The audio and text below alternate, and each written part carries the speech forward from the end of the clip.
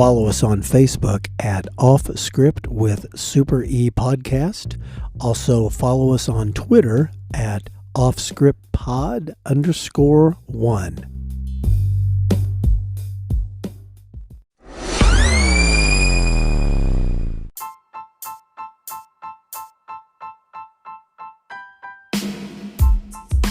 Off Script with Super E recommends listener discretion, as these real but sometimes uncensored stories can be filled with mature content.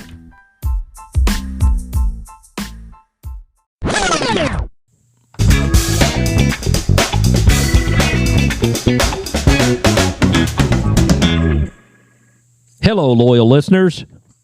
That would be Uncle Bud, my mom, Aunt Helen, and I think that's about it. Oh, don't forget the town pervert that lives about 8 miles from me. The one that when he cuts your grass, he asks you to suck it. That was not me. That was you. Or wasn't that in the newspaper? Yes. He's out walking around. Okay, so you think he's a loyal listener? No, but he would fit the type. Yeah, you know what? We'll just pretend he's like our number 6 listener in total. And probably a second cousin of A-Train. Probably is. So what's going on, Super E? Well, it's going to be a hot day. So on an extremely hot day in the 90s, I think I'll cut the grass wearing a 40-pound weight vest. No, don't do that again. You almost fell out. Well, I think I'm going to do it. This helps me try to keep my badass credentials. Okay. Well, you have at it then. Very good. But before you do that, we're going to do a podcast. Sweet. All right. What are you going to talk about? Well, I'm going to talk about one of my partners who I admired. His name was, we got to change his name to protect the innocent and the guilty. Yes. We're going to call him Geff Tooden. And nobody will ever figure that out. And Geff was one of those guys that was in the vice unit. He made tons of arrests and was just what you call super reliable and fearless. You know, basically, you had to be fearless to do this job. But what he would do is that he would check the complaints on these like dating lines, low rent date lines that you'd go online, and some it would be like a housewife or stay at home mom that was wanting to make extra money. You call them on the phone. You go, "Oh, you're looking for somebody to have a date with," and then it always came down where they was going to perform oral sex, regular sex for money, at their apartment or house. Well, Geff, make sure I get it right. Geff says he had one in the projects, this woman, and he wanted me just to back him up. So it would just be me as his backup and lookout. And Geff would go in, and all he would do is they'd have little small talk. It'd always be small talk. Hey, what do you do for a living? Blah, blah, blah. Right. And then it would come down. They say a sex act for amount of money. And Geff would go, okay, I'm the police. He'd show him his badge. He would show him his picture ID that said he was a policeman. Right. And the picture of you would say policeman the way you currently looked. It wasn't like back in the days when you was doing Adam 12 and you had the high and tight. Oh, it looked like you currently. Oh, okay. So yeah, I didn't have, because that one, my card, it had me fresh out of the academy and I looked like some small child. He looked like a crossing guard. Right. A-Train crossing guard confidential. Yes. But anyways, so Geff goes in there. I'm sitting outside watching the front door. And he's in there for about 10 minutes. And then all he would generally do was either call me on the phone, just say, come on in, and just write the girl a summons. He'd go, here's the summons. Right. See you later. Right. And that would be the end of it. But no, he got a woman. I watched the Hodge twins, and they call them ratchet women. Women who are loudmouth. Yeah. Ratchet. Don't want to do what you're told. Don't think the rules apply to them, kind of thing. Yes. So I'm thinking, Geff's taking a little bit longer. I wonder when he's going to give me a call. I see the front door to the apartment, bottom floor. It opens up, and there's a shirtless Geff waving me in frantically. And it's like he's hanging on. It's like somebody's trying to pull him back in. I go, what is going on? He's trying to pull himself out to wave me in. Somebody's trying to pull him back in. I said, holy shit, somebody's fighting with him. So I race in there. Okay. Now remember, I look like Mountain Man, Bigfoot, hobo. And Charles Manson.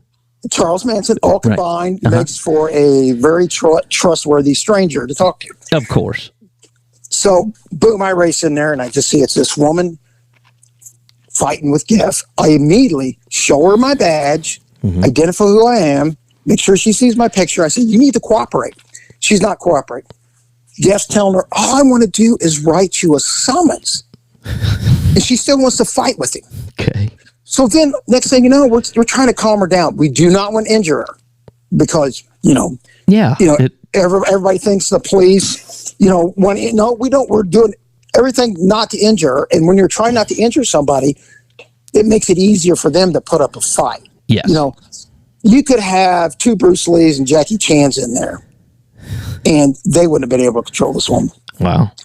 So anyways, she reaches up and grabs her cell phone off the couch and calls 911. All of a sudden, we hear 911. How may I help you?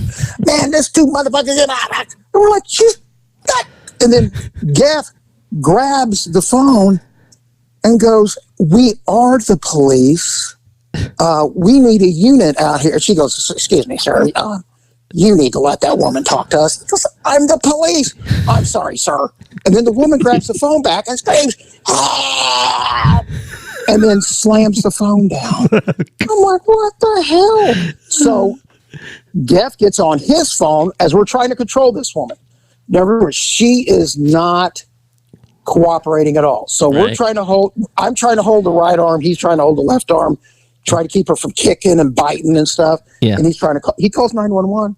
He goes, this is Detective Geff Tudden, car, blah, blah, blah. I have a prostitution arrest out here at this location, and I need a couple patrol cars out here to assist us. She goes, sir, this line's only for police officers only.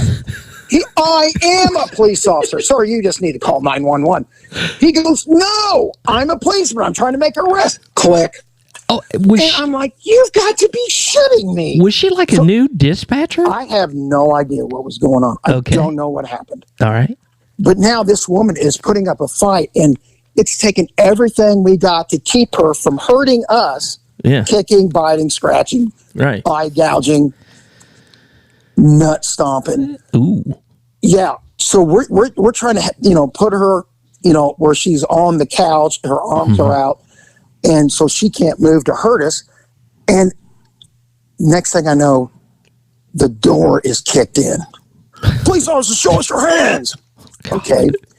Geff Tudden, who was more practical and rational, just put his hands straight up and said, okay, my hands are up. I don't have a weapon. Irritated Super-E must have had a Rip-It fuel early that morning, because Rip-It fuels gave me energy to make me a wee bit grouchy. A little irritated, huh? Yeah, I was a little irritated. I was like, I spun around. I said, what the fuck took you guys so long? And I start walking towards them. It's like I had a neon sign that said, shoot me because your lives are in danger. Oh, God. And then I saw the one guy was getting ready to, I saw, his finger is compressing on the trigger. Oh, no. Luckily, one of the officers came and recognized Super-E because, as highly as I think of myself and think everybody should know me, not everybody who's brand new in uniform has seen me before. Right. So they didn't know who I was. And then I was like, ew, gotcha. I said, Detective Super-E, blah, blah, blah. I said, quit compressing the trigger. Please stop. We're going to arrest. Yeah, please stop. Don't kill. I'm going to get killed by friendly fire. All the times I'm going into crack houses and heroin houses and come out okay. Right. But luckily, the dudes were they were like, oh, yeah. Sorry, man. Sorry about that. And so they come in. We're able to get the girl under control. I am fuming. Yeah. I want to go down to control and find out what the fuck is going on. And control is dispatch. Yes, you were going to go down there and speak with this dispatcher. Yeah, find out what the hell. But Jeff, who is always like, let's just let it go. Let's just drop it. Right. And I was like, okay, but that is one time that it happened to me several times, but that's one time that sticks out where I thought, I'm going to get shot by my own guys. Yes. And it was pretty much my fault. Well, and yes, so you did not follow the rule that they taught us out at the range, right? When you're undercover and the uniform officers arrive on the scene, who's in charge, Super E? They are. Yes, correct. You're supposed to put your hands up and yes, but Super E was a little bit irritated, wasn't he? Yeah, and a little bit hyped up on grape ripple fuel from the Citgo gas station. Yes. And I mean, I definitely would have flunked because Rita Malloy would have said, you did that completely wrong. You're now on suspension. So I'm assuming this lady, who was just going to get written a summons to show up for court, she probably went to jail, didn't she? Yeah, she goes to damn jail. Yeah. So all she had to say was, thank you for the summons, Detective Tudden. Yeah. I appreciate it. That's it. So how did, was she advertising online or in a paper? Yeah, online somehow. Okay. And see, I wasn't very good at computers then, and it was hard. Yeah. I wasn't good at that, but... Well, you can't be good at everything, Super. So this lady, she was advertising online to come to my house and I will perform sex acts and you can pay me. Yeah. Yes, but once you got there, you have to go through the usual conversation, battery of questions. What do you do for a living? Blah, blah, blah. Yep. You know, the girls got to kind of fill you out, finger quotes, before they make any agreements. Yes, correct. You know, so Detective Tudden, when I was on the street, we kind of worked together, and man, he is a very likable guy, isn't he? Unbelievably likable. You know what I always liked about him? What's that? He would laugh at every joke I ever told him. He was a hell of a laugher. He should have got a Nobel Peace Prize. I know. Even ones that were completely stupid and he shouldn't have laughed at, he laughed at them. So I appreciated that. Yeah, you know what? He was a very good detective. Yeah. And, you know, listen again, I harp on this. The public doesn't understand. There is, when somebody doesn't want to go to jail, their adrenaline's flowing. There's no pinky toe hold. Right. That all of a sudden they're incapacitated and I give up. Exactly. And we have to follow the rules and they don't. She was biting, scratching, doing all that. Yep. Yes. Mm-hmm. And that's the thing about, see, men fight to look good, women fight to win. Yes. Which puts in, you know, eye gouging, you know, face, you know, scraping. Exactly. Nut smashing. Exactly.